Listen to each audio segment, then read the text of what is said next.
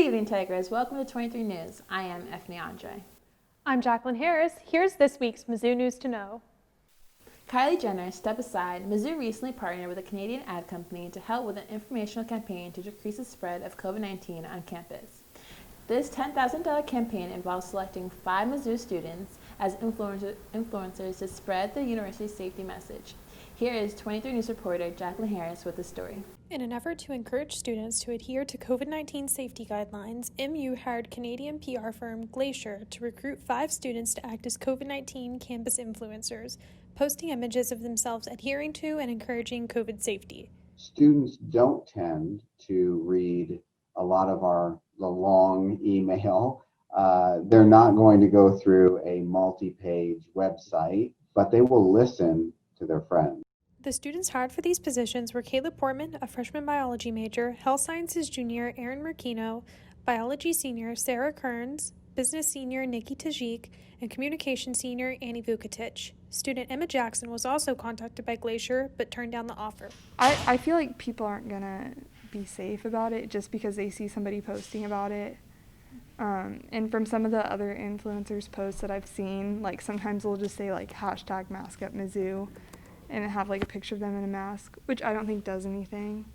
The university paid Glacier $10,300 to run the campaign. Therefore, we were able to talk to a company that had already researched, knew the students that needed to be involved in this campaign, were able to utilize them quickly, and we were able to get the campaign started right away. Due to the monetary compensation and potentially appealing offer of becoming an influencer, some students have called into question the effectiveness behind the campaign's recruiting process. Influencer, like I think a lot of students would think that's cool. And so I don't think they're recruiting the right kind of people because of that. Like people just want to get like popular on Instagram. And I think like they would have taken the opportunity regardless of if they were going to be safe about COVID or not. The marketing team will reassess the effectiveness of the campaign in September and announce future plans from there. Jacqueline Harris reporting for MUTV 23. Saturday nights just got even more interesting. This past weekend, Columbia Parks and Rec hosted their annual nighttime bike ride, or Kaleidoscope, on the MKT Trail. Fun decorations lit the trail, along with glow-in-the-dark materials participants used on their bikes and helmets. 23 News reporter Ellie Lynn got the story. Last Saturday night, Columbia Parks and Recreation hosted their annual nighttime bike ride Kaleidoscope on the MKT Trail. Participants were encouraged to decorate their bikes and their helmets with glow-in-the-dark materials, and the trail itself was illuminated by fun, glowing decorations. Oh, I believe this is our 4th year, but I'm not 100% sure. We've had it several fall, typically our late summer, early August, back to school time frame. But with our current COVID restrictions and things that we had to work through, we pushed it back a few weeks. But typically we're the last part of August. Kaleidoscope was intended to be a 2-night event, but was canceled on Friday because of weather conditions. The event was limited to 100 riders. We filled up pretty fast. Typically this event gets us up toward almost 500 riders, and so we broke it up for 2 nights, 100 each, hoping to at least get to a little less than half than what we've normally done under the current restrictions. But we hope that we're back up to those higher numbers here next year if allowed. The event began at 6 o'clock in Flat Branch Park, and the trail support stationed along the route ended around 10:30. Riders were rewarded at the end of their ride by s'mores and a bonfire at Twin Lakes Recreation Area. Many riders have been doing this event for a little while. Tina Perrin, a biology teacher, has done this event for the past 3 years. It's just fun. We have my son and my sister, and Grandpa's here too, so it's fun. We can all do it together. The ride in the dark with glowing and then the bonfires are fun. We have a beautiful trail system, so we really just want them to see that they can come out here and use what they're paying for with their tax dollars, and just enjoy what Columbia has to offer. Ellie Lynn, MUTV News. Thanks, Ellie, for attending this event. Mizzou students now have a solution to their dreaded bad hair days. Broadway Hair Company is a new hair salon in downtown Columbia that had a soft opening this past Friday. 23 News reporter Cam Medrano got the story. Columbia resident Morgan Boyles celebrated the soft opening for her salon, Broadway Hair Company, in downtown Columbia last Friday.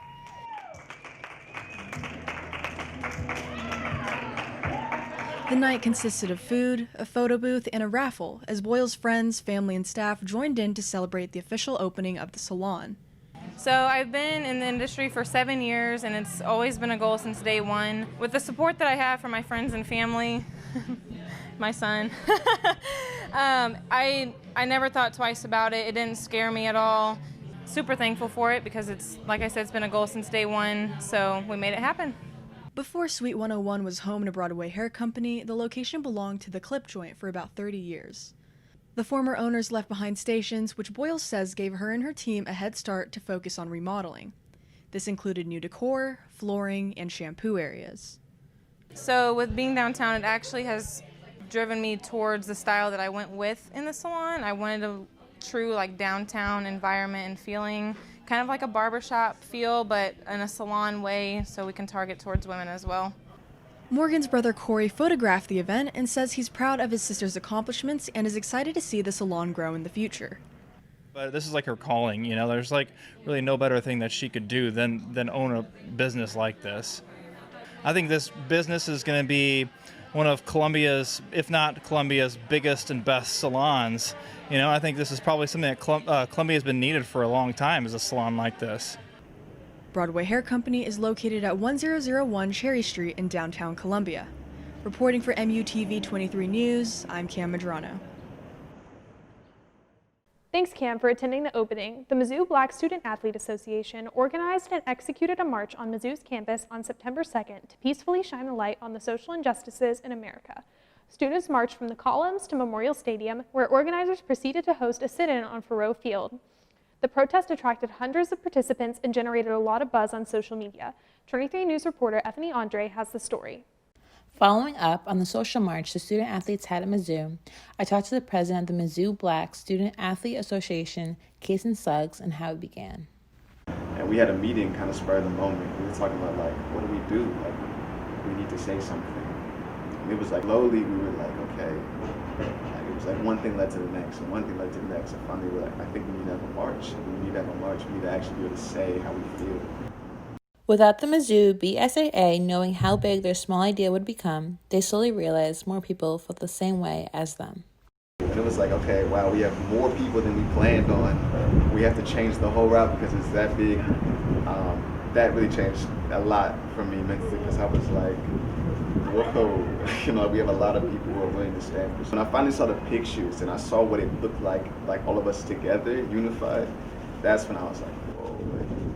Although there was many positive feedback, there was also negative comments being said about the march. A lot of people who were saying negative things didn't really know what we were coming from. So I think a lot of them, they had their own ideas of what the march stood for, and I think they missed what our point was. Because a large part was having an event that the community could come together for and stand up against something and for the change that we want to see in America, right? And I felt like somehow that message didn't get to them. If you want to be involved and continue to change with us, then definitely follow us.